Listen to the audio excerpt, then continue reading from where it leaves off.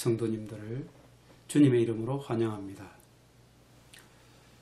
비록 우리가 이번 주에도 불가피하게 이렇게 온라인으로 예배를 드릴 수밖에 없지만 여러분이 계신 곳에서 온 마음과 뜻과 정성과 온 힘을 다하여서 하나님께 신령과 진정으로 예배하는 시간 되기를 간절히 소원합니다. 다같이 찬송가 309장입니다.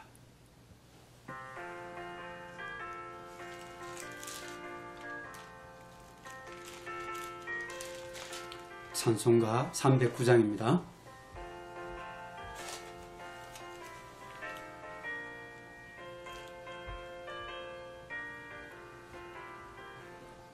마른 내 영혼 주가 이미 허락한 그 귀한 영생수 주여 갈망합니다.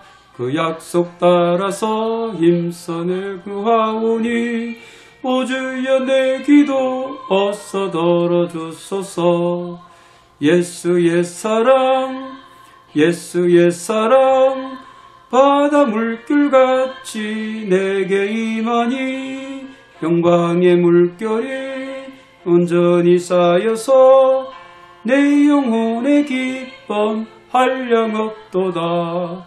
주 내게 약속한 건비 내려주시려 은혜의 저구름 건너편에 떠올라 그 귀한 징조가 내게 밝히 보이니 나 힘을 다하여 주께 간구합니다. 예수의 사랑 예수의 사랑 바다 물결같이 내게 임하니 영광의 물결에 온전히 쌓여서 내 영혼의 기쁨 한량없도다.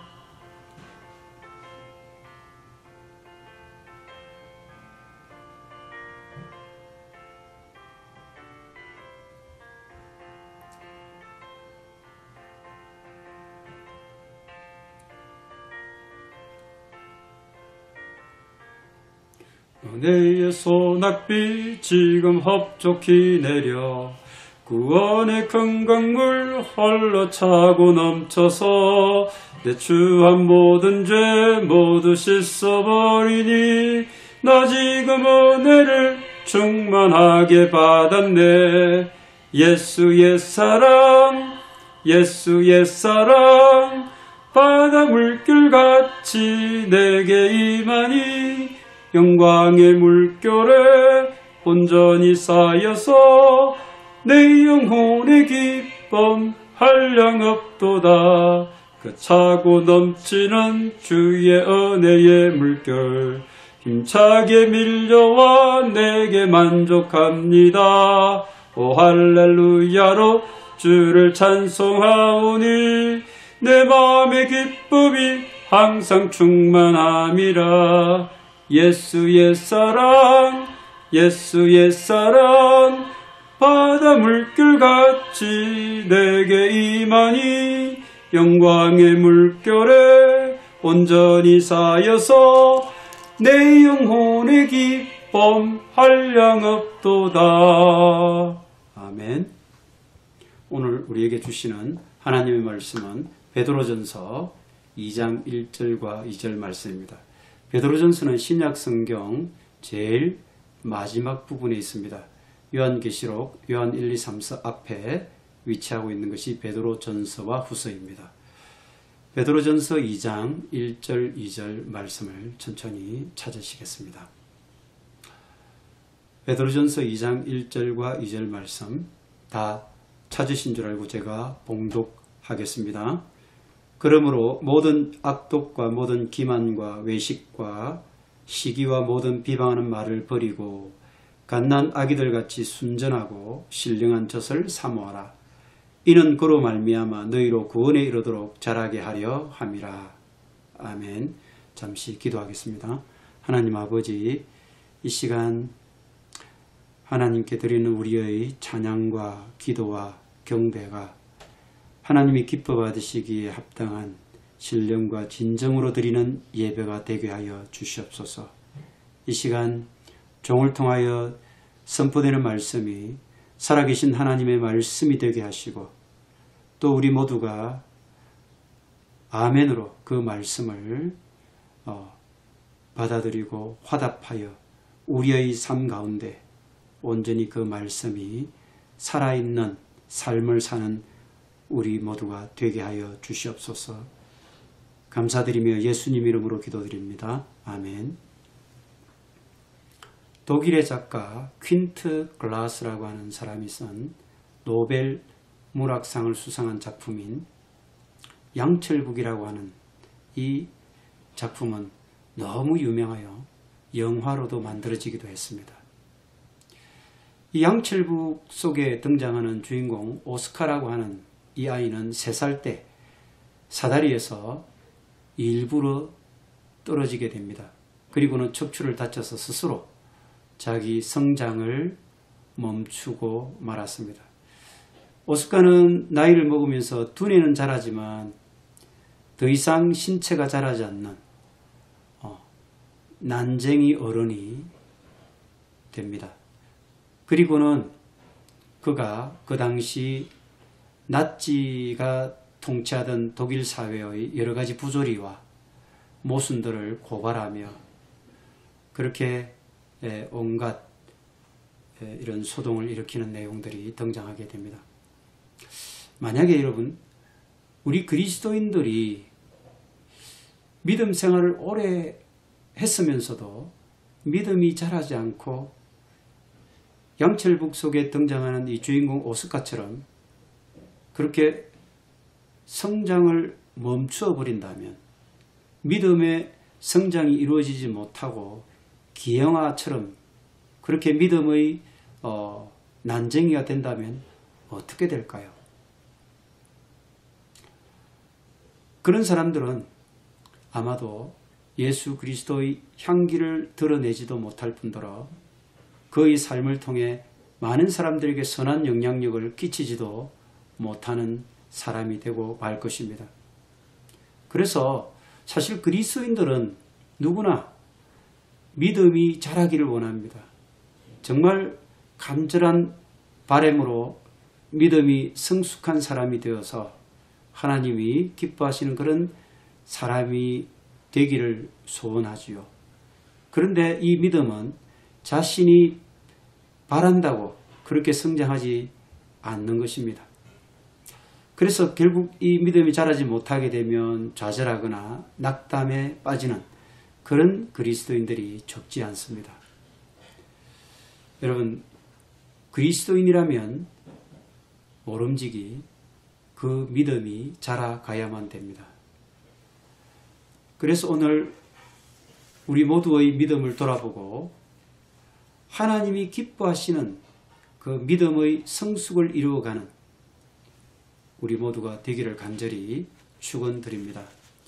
과연 여러분, 믿음은 무엇일까요? 에베소서 2장 8절과 9절 말씀입니다. 이 에베소서 2장 8절 9절 말씀은 전도 폭발 훈련에서 반드시 암송해야 될 암송 요절입니다. 너희는 그 은혜에 의하여 믿음으로 말미암아 구원을 받았으니 이것이 너희에게서 난 것이 아니요 하나님의 선물이라. 행위에서 난 것이 아니니 이는 누구든지 자랑치 못하게 함이라. 자, 이 에베소 말씀을 가만히 묵상해 보면 우리에게 믿음에 관하여 2가지 사실을 말씀해 주고 있습니다. 그 첫 번째는 믿음이라고 하는 것은 전적으로 하나님의 은혜로 우리에게 주어지는 것이라는 말씀이죠. 내가 믿음을 갖고 싶어 귀를 쓰고 애를 쓰고 막 발악한다고 해서 나에게 믿음이 생기거나 믿음이 자라는 것이 아니라는 것입니다. 믿음이라고 하는 것은 하나님의 은혜가 있을 때만 비로소 우리에게 다가오게 되고 그것이 우리 속에서 자라가게 되는 것, 이것이 바로 믿음이라고 하는 것입니다. 본문 말씀을 통해서 또 2번째 믿음의 특징을 말씀하고 있는데, 그것은 이 믿음이라고 하는 것은 구원의 열쇠가 된다라고 하는 것입니다. 물론 믿음 자체가 구원이 되는 것은 아니죠. 단지 이 믿음은 우리가 구원을 이루는 굉장히 중요한 통로가 되고 열쇠가 된다는 말씀을 하고 있습니다. 사복음서를 많이 읽어보신 분들은 아시겠지만 예수님의 여러 가지 기적과 이적들이 소개되어 있습니다. 누님은 소경을 눈 뜨게 하고 안전병이를 일으키고 중풍병자를 깨끗이 낫게 하고 문둥병자를 치유하시는 예수님의 그런 기적과 이적들이 소개되어 있습니다. 그런데 예수님께서 이런 기적과 이적을 베푸실 때 꼭 요구하는 것이 한 가지 있습니다. 바로 믿음입니다. 예수님은 그 사람의 믿음을 보시고 또는 그 사람의 믿음의 고백을 들으시고 그 사람의 질병과 그 사람의 여러 가지 문제점을 고쳐주시게 됩니다. 이렇듯 믿음이라고 하는 것은 하나님의 마음을 움직이고 하나님의 놀라운 기적을 불러일으키는 열쇠가 되는 것입니다. 우리가 믿음이라고 하면 사전적으로 그 정의를 찾아보면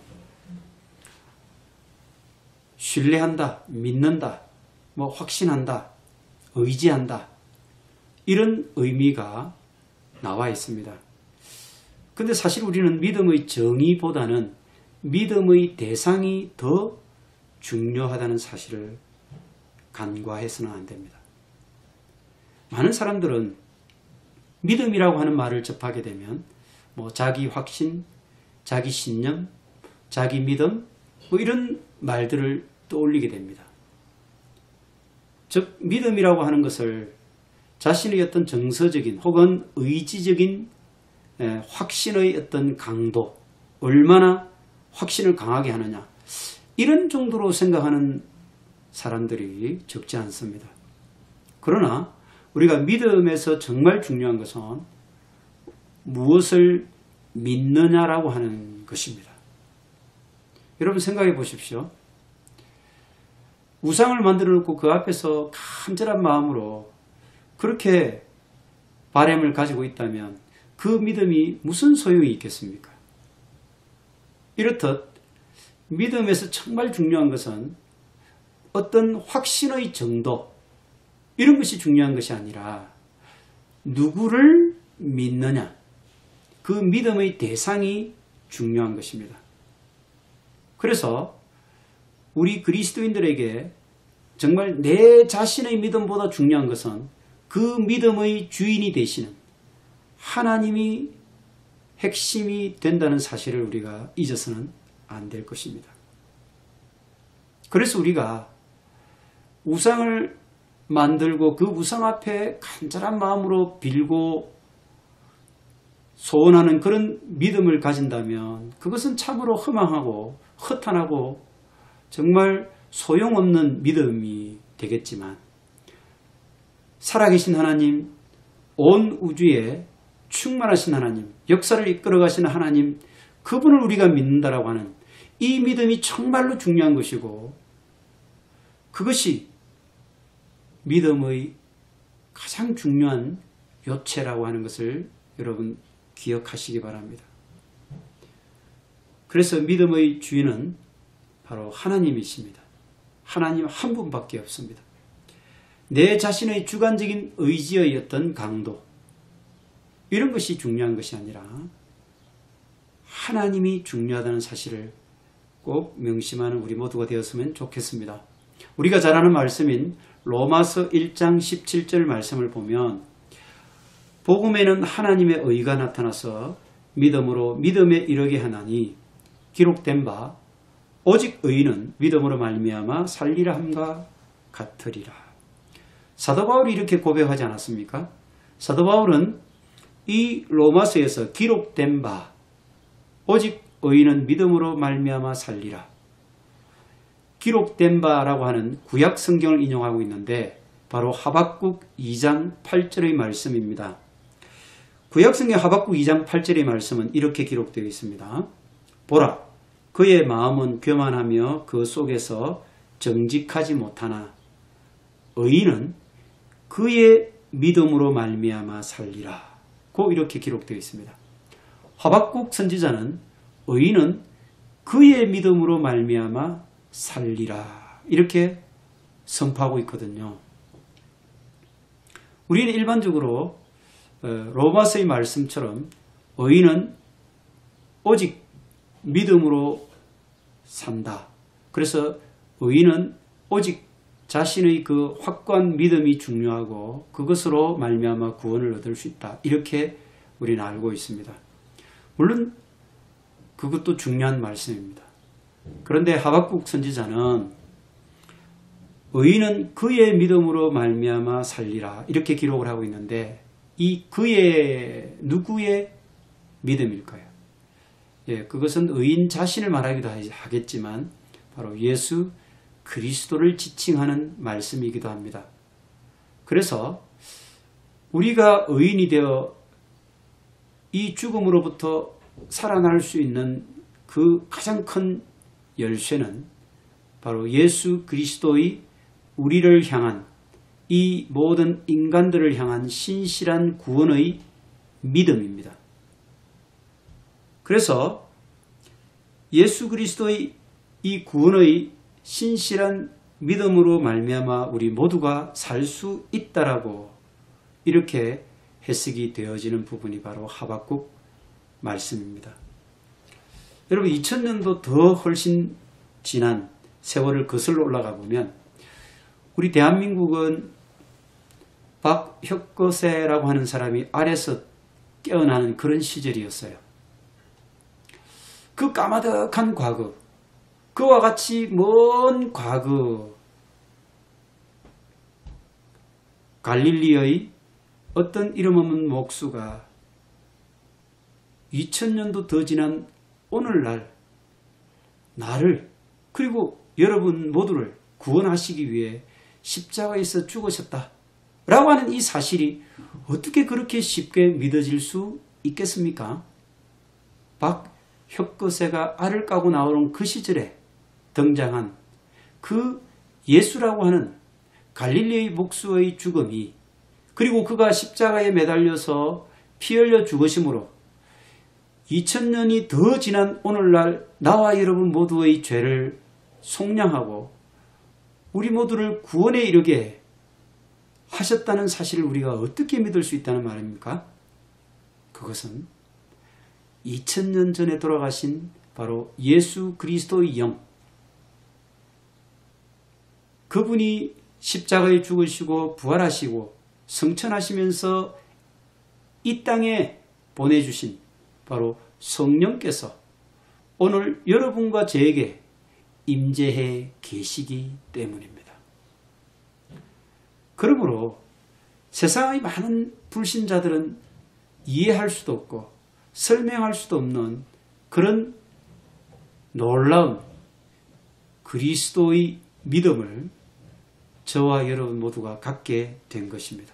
참으로 신묘막측한 놀라운 일이 아닐 수가 없습니다. 이것을 우리는 하나님의 신비라고 일컫습니다.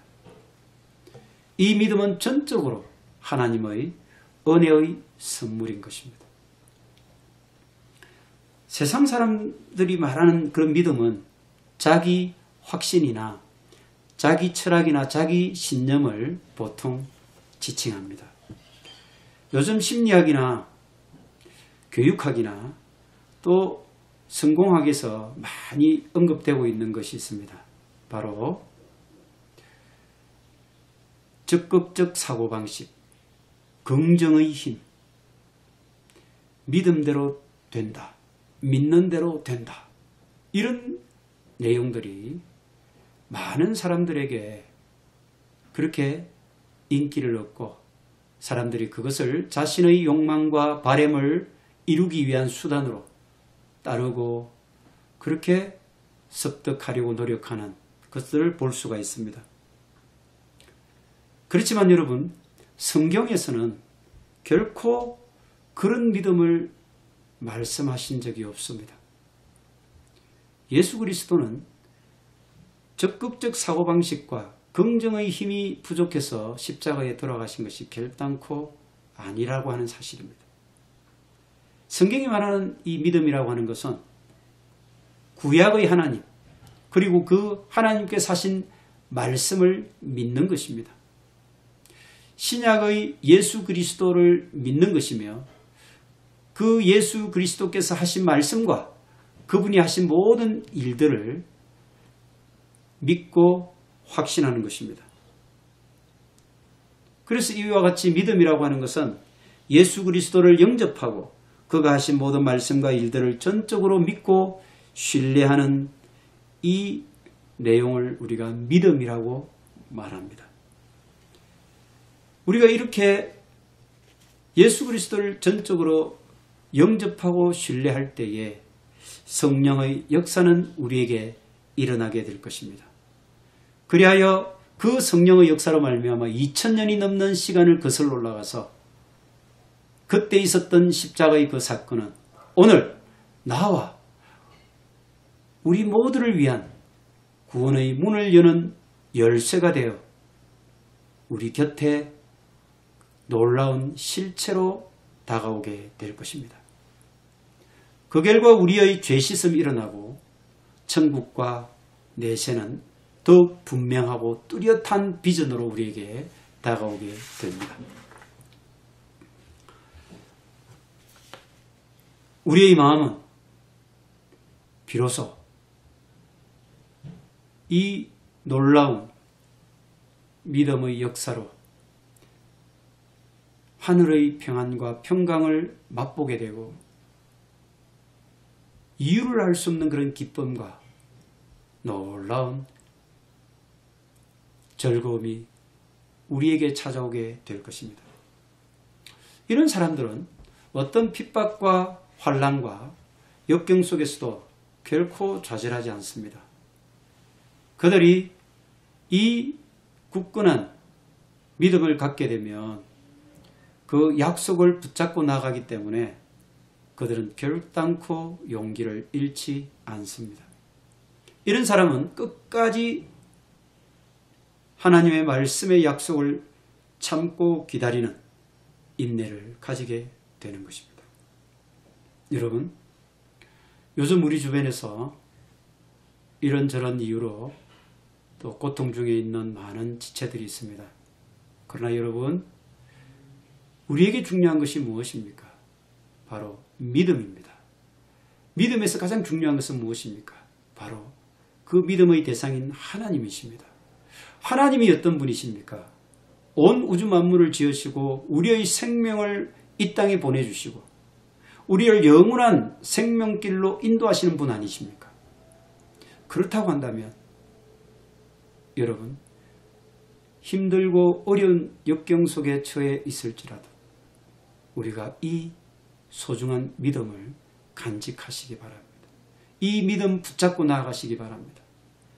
히브리서 기자가 11장 1절에서 그래서 이렇게 기록하고 있습니다. 믿음은 바라는 것들의 실상이요 보지 못하는 것들의 증거라고 했습니다.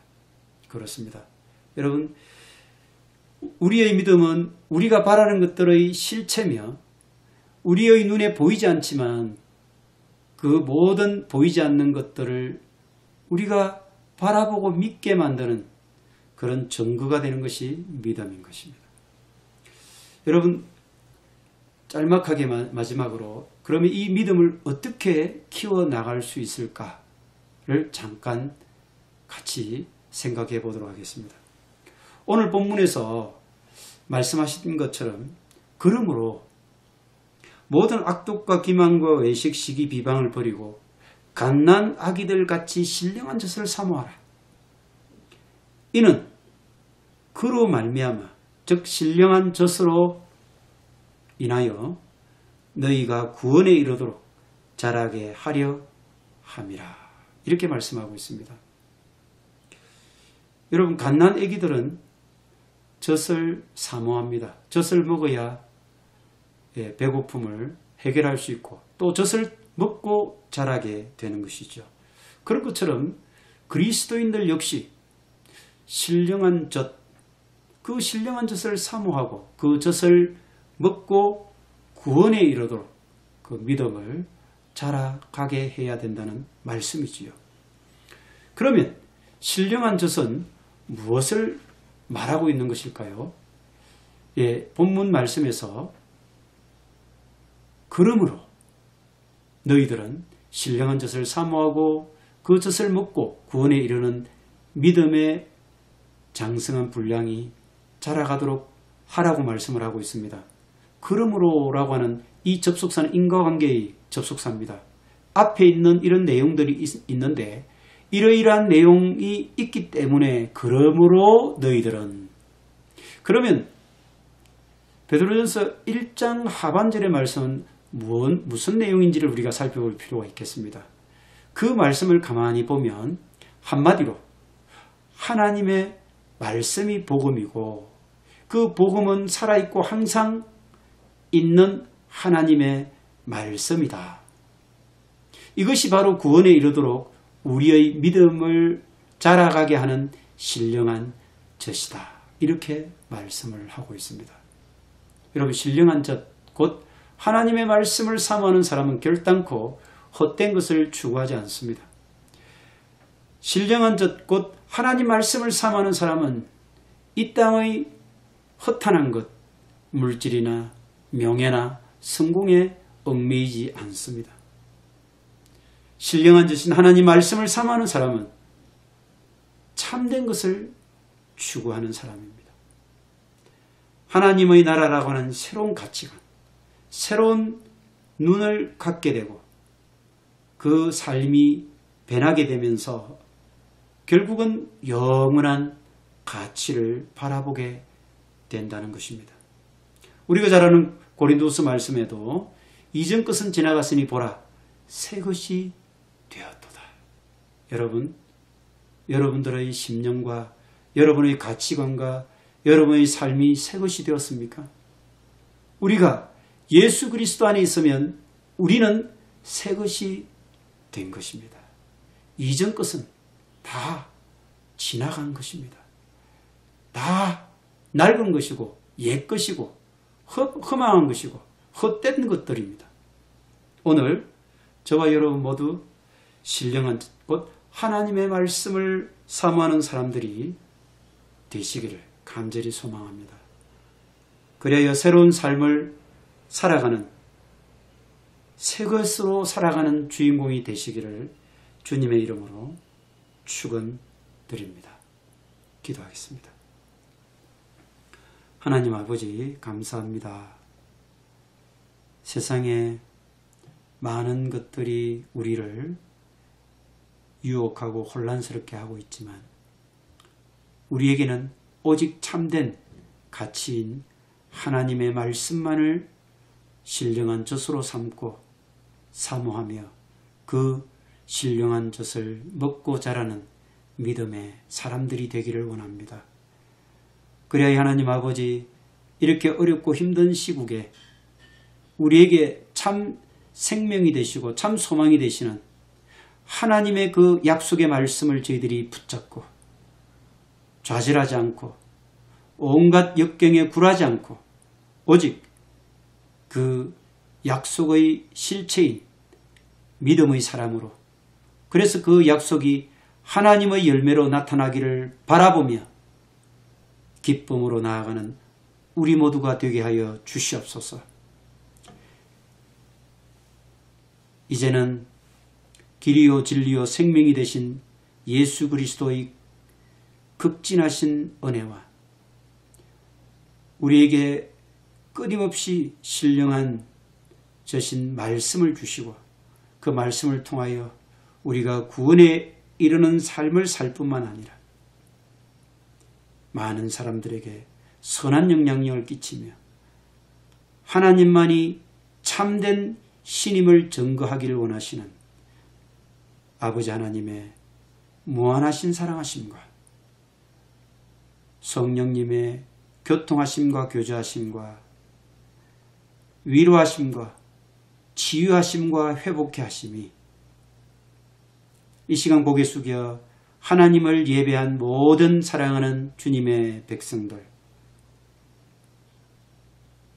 또한 병석에서 하나님의 그 신령한 젖 말씀을 사모하며 그래서 하나님의 약속대로 온전한 회복과 치유가 일어나기를 간절히 사모하는 모든 사랑하는 지체들, 그리고 그 모든 우리 지체들의 일터와 또 가족들과 그 모든 사람들과의 관계 속에서 참으로 충만하게 임자하여 주시기를 지금부터 영원토록 함께하여 주시기를 간절히 축원하옵나이다.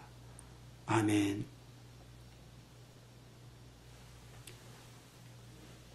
이상으로 수요 예배를 마치겠습니다. 남은 한 주간도 여러분 신령한 젖 하나님 말씀을 사모하며 그 말씀을 통하여 자라가는, 그래서 새 것이 되는 새로운 사람으로 살아가는 그런 한 주간 되시기를 간절히 축원드립니다. 감사합니다.